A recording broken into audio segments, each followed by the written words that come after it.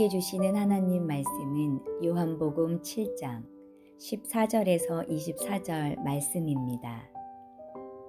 이미 명절의 중간이 되어 예수께서 성전에 올라가사 가르치시니 유대인들이 놀랍게 여겨 이르되 이 사람은 배우지 아니하였거늘 어떻게 그를 아느냐 하니 예수께서 대답하여 이르시되 내 교훈은 내 것이 아니요 나를 보내신 이의 것이니라.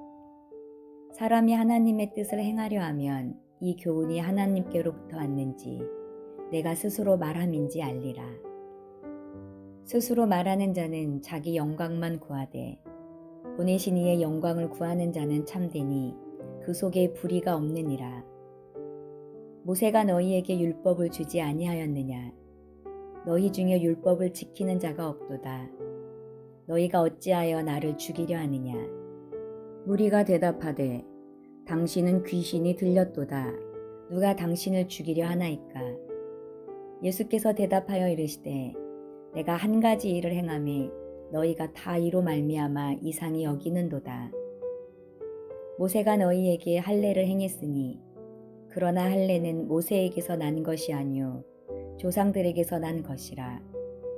그러므로 너희가 안식일에도 사람에게 할례를 행하느니라.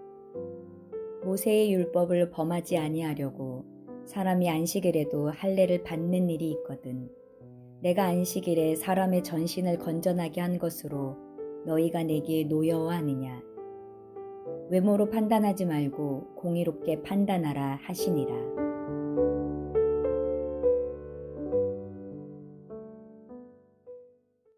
예수님은 큰일을 하려거든 사람 많은 곳에 가서 자신을 증명하고 자랑하라는 당신의 형제들의 권고에 대해서 내 때는 아직 이르지 아니하였다 7장 6절에서 말씀하시고 8절에서는 너희들만 가라라고 하셨습니다. 나는 올라가지 않겠다라고 하신 것입니다. 7장 6절에 예수께서 이르시되 내 때는 아직 이르지 아니하였거니와 너희 때는 늘 준비되어 있느니라. 8절에 너희는 명절에 올라가라. 내 때가 아직 차지 못하였으니 나는 이 명절에 아직 올라가지 아니하노라. 그러고 나서 예수님은 처음에는 갈릴리에 그냥 머물러 계시다가 형제들이 명절에 예루살렘으로 올라간 다음에 본인도 은밀하게 올라가셨습니다. 9절과 10절에 있는 말씀입니다. 이 말씀을 하시고 갈릴리에 머물러 계시니라. 그 형제들이 명절에 올라간 후에 자기도 올라가시되 나타내지 않고 은밀히 가시니라. 요한복음은 때라는 단어를 자주 사용합니다. 그러면서 인간의 때와 그리스도의 때가 다르고 인간의 때는 자신이 원하는 것을 자신이 원하는 시간에 성취하는 때를 말하지만 그리스도의 때란 하나님께서 원하시는 것을 하나님 아버지가 원하시는 순간에 순종하는 때임을 계속해서 보여줍니다. 즉 예수님께서 예루살렘으로 가신 것은 하나님께서 명령하신 일이기 때문에 가시는 것이 형제들이 원하는 것처럼 높아지기 위해서 가는 것이 아님을 구분해서 보여주고 있는 것입니다. 어제 요한복음 7장 1절 이하에서 예수님을 믿지 않는 그분의 친형제들이 등장했다면 오늘 본문 요한복음 7장 14절 이하에서는 예수님을 믿지 않는 유대인들이 등장합니다. 이제 오늘 본문의 첫 절인 요한복음 7장 14절을 보겠습니다. 이미 명절의 중간이 되어 예수께서 성전에 올라가사 가르치시니 유대인들이 놀랍게 여겨 이르되 이 사람은 배우지 아니하였거늘 어떻게 그를 아느냐 하니 예수님의 가르침이 사람들이 놀라울 만큼 탁월했습니다. 그들은 그런데 그 가르침의 내용에는 관심이 없고 어떻게 저 가난하고 미천한 목수가 히브리 성경을 읽고 설명을 하는가에만 관심을 갖고 놀라워했습니다. 원래 유대인들의 언어는 히브리어입니다. 그런데 주전 586년에 남유다가 바벨론에 멸망을 하고 나서 70년간 그들은 바벨론의 땅으로 끌려가서 포로로 살았습니다. 그 70년 동안 이스라엘이 자신들의 언어인 히브리어를 잊어버리고 바벨론의 언어인 아람어를 국어로 사용하게 됐습니다. 그래서 예수님 당시에는 소수의 랍비들만이 히브리어를 읽을 수 있고 쓸 수 있었습니다. 그런데 랍비 학교를 다닌 적도 없고 그를 지도해 준 스승도 없는데 예수님이 히브리어 성경을 읽으시고 강론을 하신 것이었습니다. 그들은 예수님의 출신과 배경을 잘 알고 있었습니다. 예수님은 미가의 예언과 같이 베들레헴에서 태어나셨고, 그렇지만 예수님의 부모인 요셉과 마리아가 나사렛에 정착해서 살았습니다. 그래서 예수님은 나사렛에서 자라나게 되십니다. 그들은 그래서 예수님을 나사렛 출신이다 이렇게 알고 있었던 것입니다. 게다가 예수님의 아비는 미천한 목수였습니다. 그러기에 예수를 랍비 교육 같은 정규 교육을 받아본 적이 없는 무식한 집안의 무식한 자녀라고 여겼습니다.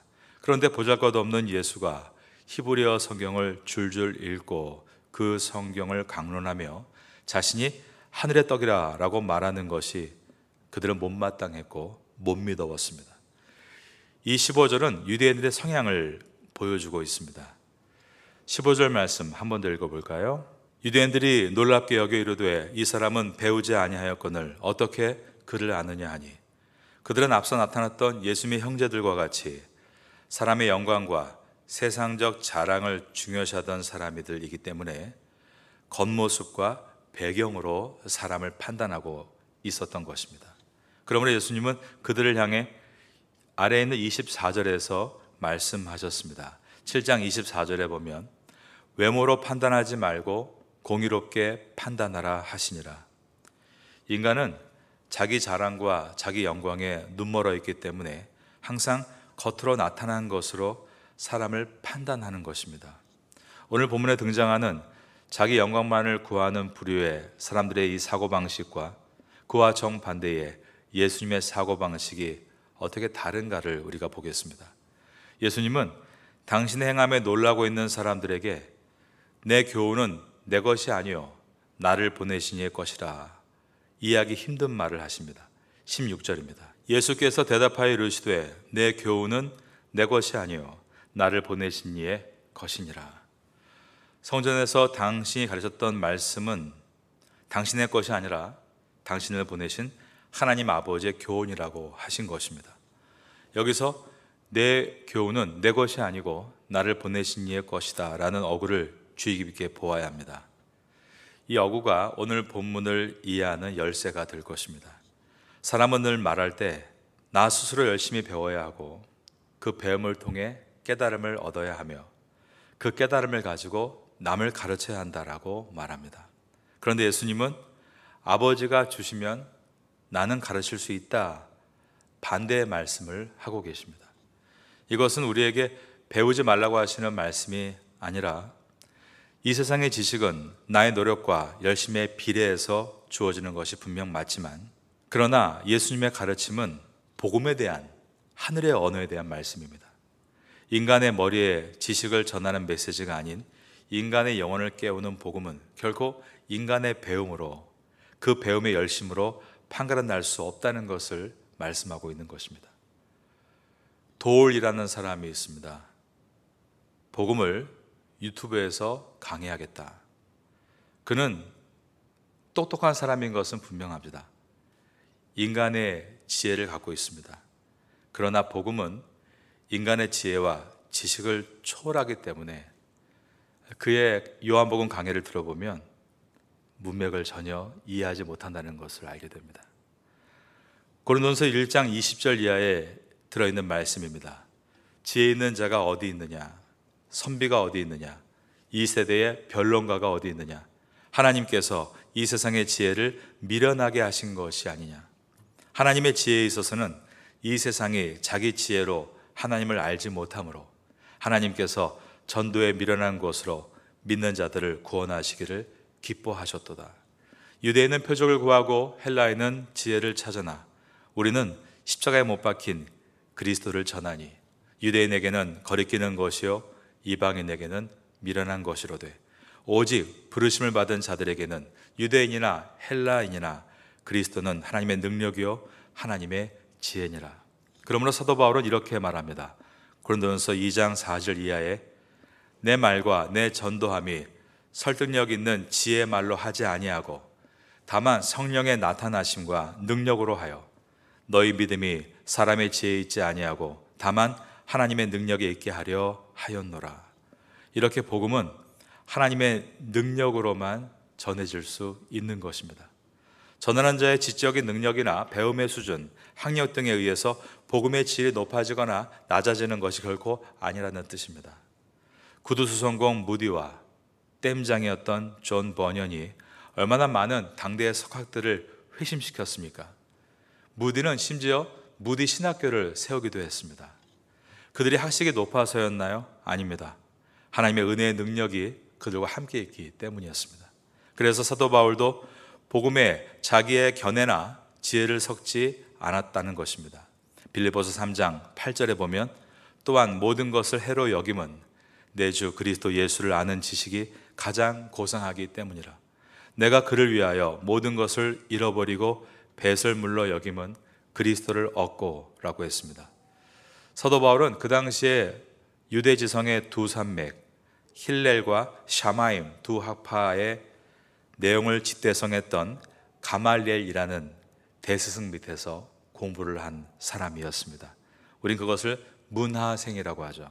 가말리엘의 문하생이 바울이었습니다. 오늘날로 말한다면 어떠한 분야에서 노벨상을 수상한 세계 최고의 석학, 그 석학의 지도교수를 두고 공부를 했던 사람이다라고 할 수 있습니다. 그런데 바울은 복음을 전하는 데 있어서는 그 모든 것을 해롭게 여길 뿐 아니라 심지어 배설물로 여겼다라는 표현을 씁니다. 하나님의 복음은 전하는 자를 통로로 삼아 하나님의 능력이 나가는 것이지 그 전하는 자의 지식과 능력으로 하는 것이 아님을 알았기 때문입니다. 요한복음 7장 16절에서 우리가 본 것처럼 예수님은 대답하여 이르시되 내 교훈은 내 것이 아니요 나를 보내신 이의 것이니라. 이 말씀 속에는 무엇이 있나요? 자기 부인과 하나님의 영광과 그리고 하나님에 대한 절대적인 순종과 의뢰가 들어있는 것입니다. 예수님은 17절과 18절에서 자기의 영광을 구하는 세상 사람들과 하나님의 영광을 위해 사는 참 성도의 차이를 이처럼 쐐기를 박듯 구별하고 있는 것입니다. 사람이 하나님의 뜻을 행하려 하면 이 교훈이 하나님께로부터 왔는지 내가 스스로 말함인지 알리라. 스스로 말하는 자는 자기 영광만 구하되 보내신 이의 영광을 구하는 자는 참되니 그 속에 불의가 없느니라.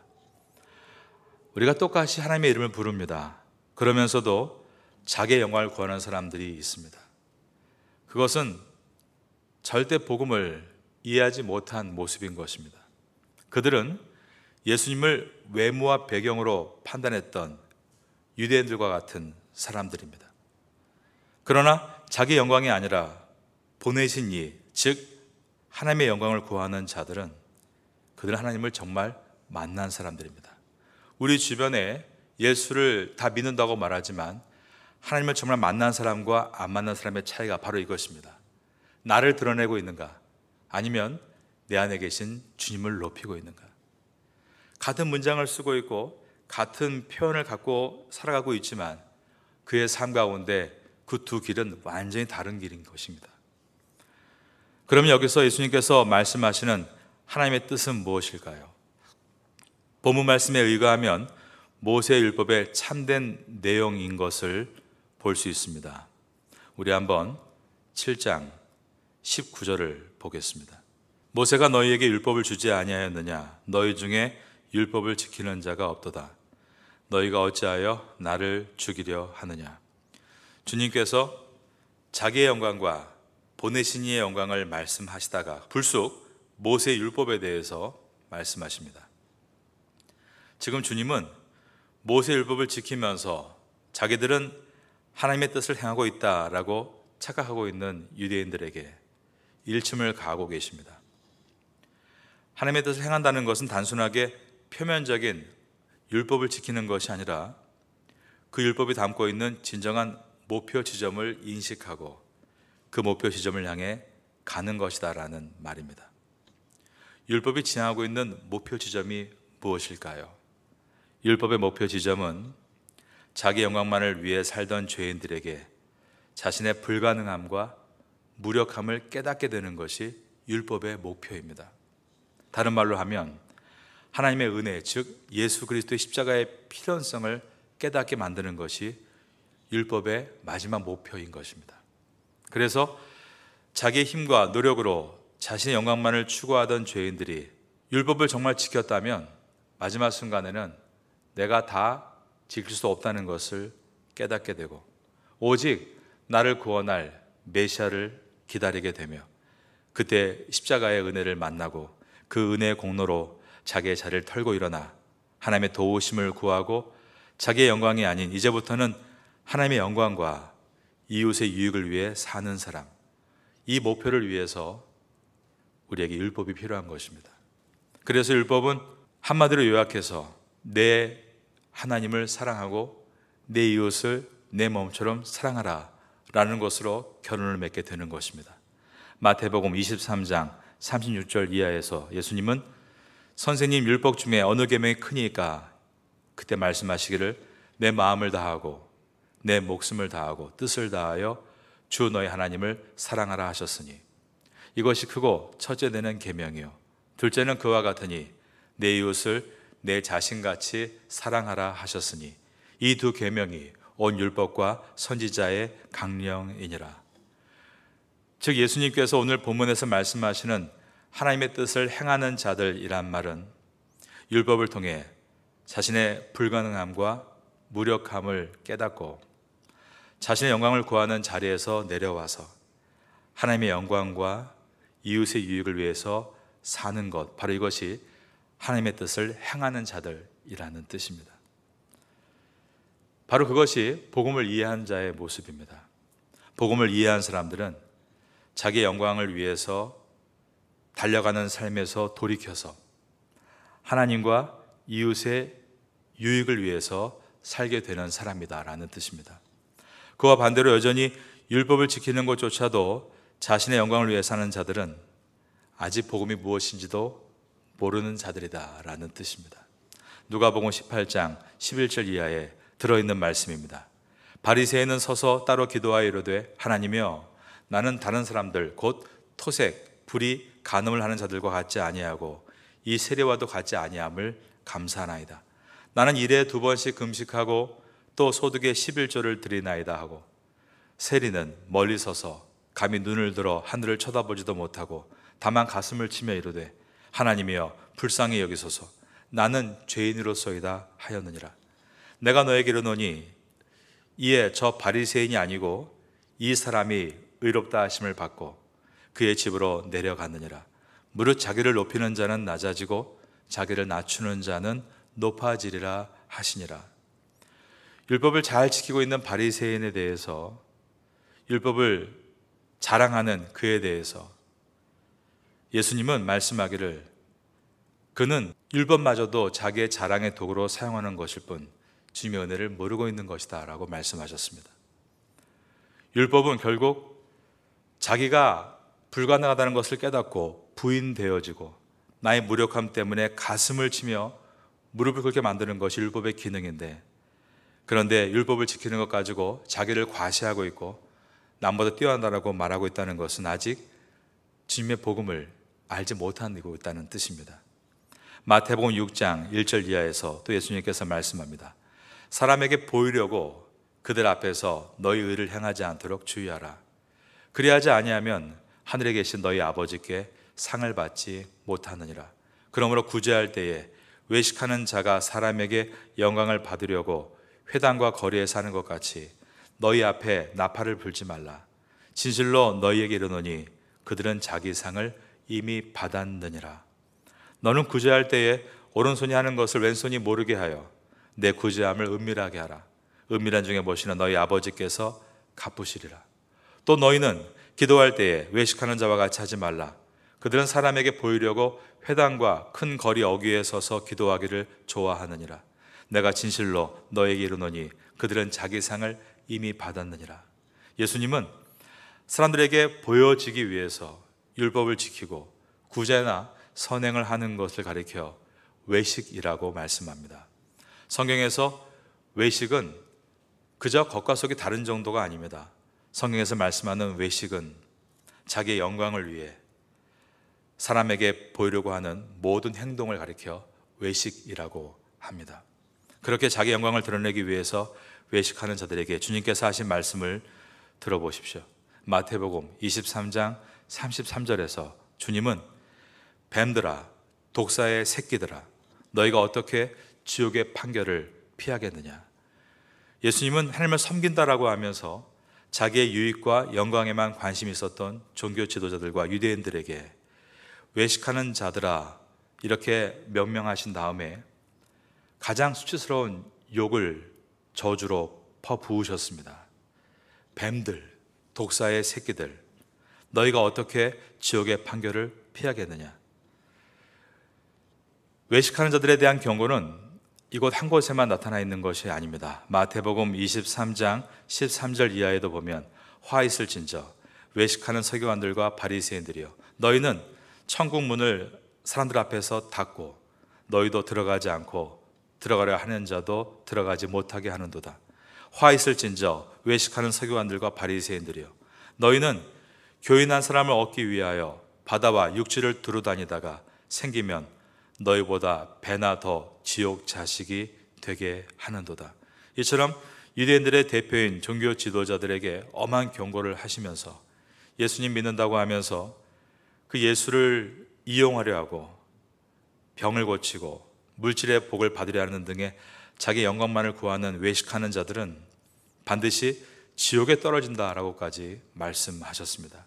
그러니까 우리가 정말 조심해서 신앙생활을 해야 합니다.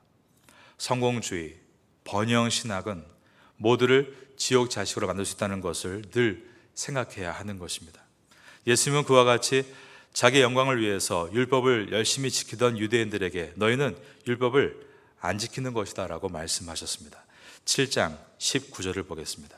모세가 너희에게 율법을 주지 아니하였느냐 너희 중에 거기 보니까 율법을 지키는 자가 없도다. 너희가 어찌하여 나를 죽이려 하느냐. 그 말은 자기 영광과 유익을 위해 행하는 모든 종교 행위는 주님 앞에서 기각된다, 즉 캔슬된다는 의미입니다. 19절을 다시 봅니다. 모세가 너희에게 율법을 주지 아니하였느냐 너희 중에 율법을 지키는 자가 없도다. 지금까지 평생 율법을 지킨 모든 것에 대해서 주님은 그 의도에 따라 기각하신다, 캔슬하신다라는 의미입니다. 목숨을 걸고 율법을 지킨 유대인들에게 예수님은 너희는 율법을 지키지 않은 것이다 라고 말씀하십니다. 뿐만 아니라 그렇게 자기 영광을 위해 하나님을 섬긴다고 하는 자들은 하나님을 섬긴 것이 아니라 오히려 하나님이신 예수님을 죽이려 한다라고 하셨습니다. 그러니까 오늘날 자기의 영광과 유익을 위해서 하나님을 믿는다라고 하는 사람들은 지금 예수님께서 다시 오신다 할지라도 반드시 그분과 싸우게 될 것입니다. 그들이 열심이 없다는 뜻은 아닙니다. 오히려 예수님을 제대로 믿는 사람보다 이단들이 얼마나 열심을 내고 그들이 헌금을 하고 시간에 헌신을 하고 있는지 우리는 잘 보고 있습니다. 왜 그렇습니까? 그러한 율법 지킴, 종교 행위들이 자신들의 이생의 삶에 유익이 될 것이라고 굳게 믿고 있기 때문입니다. 그래서 이단의 가르침은 이처럼 열정적이고 열심을 내게 만들어줍니다. 로마서 10장 2절에 있는 말씀을 읽어드립니다. 내가 증언하노니 그들이 하나님께 열심히 있으나 올바른 지식을 따른 것이 아니니라. 하나님의 의를 모르고 자기 의를 세우려고 힘써 하나님의 의에 복종하지 아니하였느니라.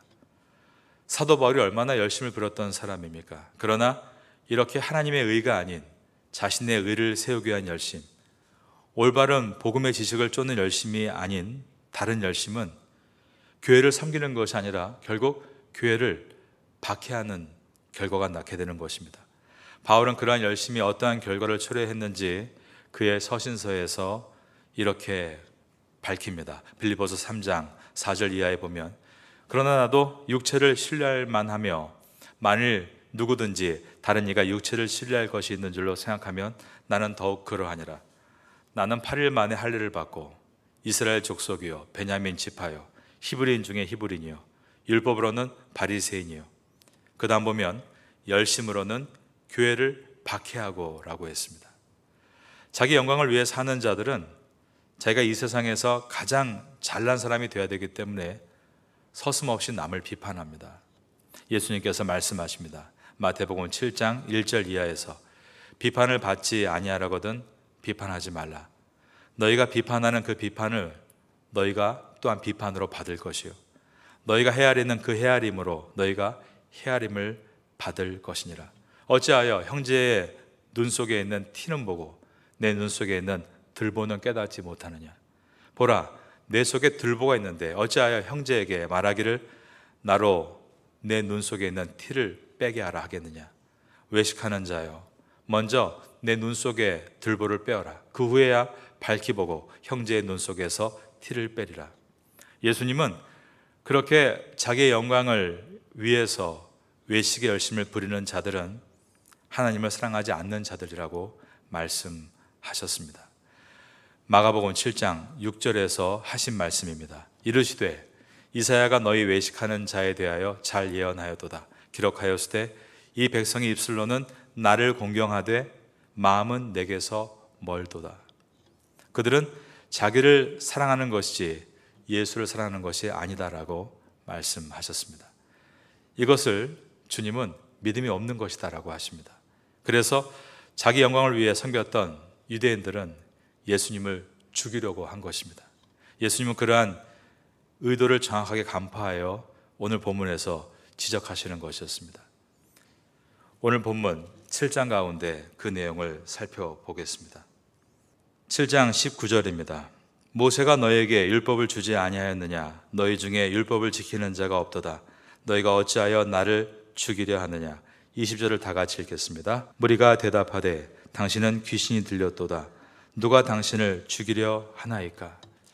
예수님은 그들이 추구하는 결과가 결국 미리 어떻게 나타날지를 미리 아시고 말씀하시는 것이었습니다. 우리 주님께서 인간의 몸을 입고 이 땅에 오셔서 우리의 죄를 품고 안으시고 죽으셨다가 살아나심으로 이제 하나님의 백성들은 하나님과 함께 이웃을 사랑할 수 있는 사람이 될 수 있었습니다. 우리가 이 땅에 살 때 여러분 자꾸 다른 사람과 비교하지 마십시오. 나는 이만큼 사는데 왜 당신은 이 정도밖에 살지 못하느냐라고 핀잔을 주지 마십시오. 우리가 얻은 것 중에 은혜 아닌 것은 하나도 없습니다. 모든 것이 은혜인데 우리가 자랑할 것이 무엇이 있겠습니까? 한 비행기를 타고 가면서 뒤에 앉은 승객에게 너는 뒤에 앉아 있으니까 나보다 못한 사람이다라고 말한다면 누가 어리석은 것입니까? 우리 모두 함께 구원 열차를 타고 하늘나라로 가고 있는 성도들입니다. 그러니 주님께서 말씀합니다. 서로 사랑하라. 서로 섬기라. 우리의 구원은 어차피 우리의 노력으로 된 것이 아니니 서로에게 그 깊은 감동과 은혜를 가지고 섬기라고 말씀합니다. 자기 영광과 자기의 유익과 자기 자랑과 극한의 이기심에서 벗어나라라고 말씀합니다.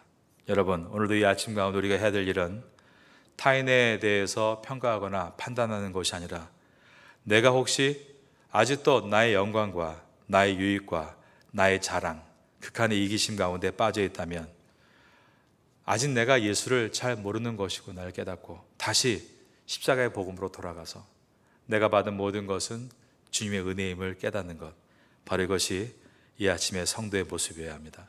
이 은혜를 붙들고 오늘도 그 은혜의 힘을 가지고 승리하시는 성도가 될 수 있기를 예수님의 이름으로 축원합니다. 지금은 함께 기도하는 시간입니다. 1월의 공동 기도 제목은 첫째, 신년 특별 새벽 기도회를 승리롭게 잘 마치게 하소서. 둘째, 어린아이에서 어른에 이르기까지 뜨겁게 기도하는 교회가 되게 하소서. 셋째, 각 부서들이 1년 사역을 놓고 열심히 주님의 뜻을 구하게 하소서. 넷째, 개인의 사업과 학업과 건강을 위해 하나님의 지혜를 구하게 하소서. 말씀을 붙잡고 기도하는 귀한 시간 되시기를 소망합니다.